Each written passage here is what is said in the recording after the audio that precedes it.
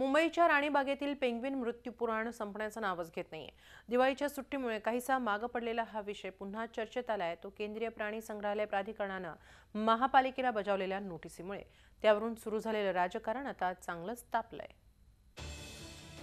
एका पेंग्विनच्या मृत्यूवरून सुरू झालंय महाभारत। या महाभारताच्या पहिल्या अंकात राजकीय पक्षांनी विशेष भूमिका वठवली होती। पेंग्विनच्या मृत्यूवरून सत्ताधारी शिवसेनेवर शरसंधान केलं होतं। आता सुरू झालाय महाभारताचा दुसरा अंक, कारण त्यात सरकारी आस्थापनांची भूमिका निर्णायक ठरणार। केंद्रीय प्राणी संग्रहालय प्राधिकरणानं पेंग्विन मृत्यू प्रकरणी मुंबई महापालिकेला नोटीस पाठवून जाब विचारला। पेंग्विनची योग्य देखभाल केली जात आहे का? पेंग्विन ठेवलेली जागा योग्य आहे का? अयोग्य सुविधांमुळे पेंग्विनचा तर दुसरीकडे पालिकेतील विरोधी पक्षनेते प्रवीण छेडा यांनी पेंग्विन प्रकरणावरून थेट लोकायुक्तांकडे दाद मागितली आहे। या प्रकरणी शुक्रवारी होणाऱ्या सुनावणीला हजर राहण्याचे आदेश लोकायुक्तांनी जिजामाता उद्यानाच्या उपअधीक्षकांना दिले आहेत।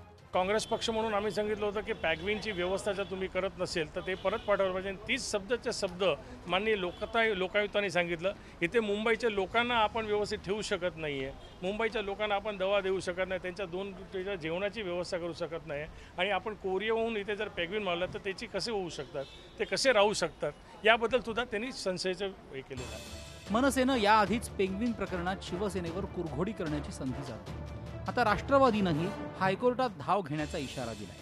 जी महाराष्ट्र नवनिर्माण सेनेची मागणी होती की आता ह्याच्यापुढे विषयाची परीक्षा बघू नका आणि ते पेंग्विन परत पाठवा, हे जे आम्ही म्हणत होतो ते आता पहिल्यांदा सेंट्रल झू अथॉरिटीने म्हटलंय। त्यामुळे आमची पुन्हा एकदा या मागणीवर ठाम आहोत की हे पेंग्विन कुठल्याही परिस्थितीत परत गेली पाहिजे।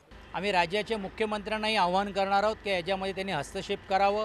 ती मागणी जर झाली नाही तर माननीय उच्च न्यायालयामध्ये जसं शिववाडाच्याबद्दल आम्ही जनहित याचिका दाखल केली होती, मलेरियाच्या बद्दल केली होती, तशीच जनहित याचिका याही विषयावरती आम्ही दाखल करण्याचा विचार आम्ही करतोय।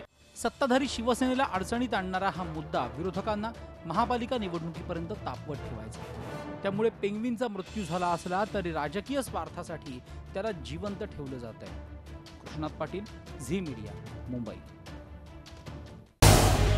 झी 24 तास रहा एक पाऊल पुढे।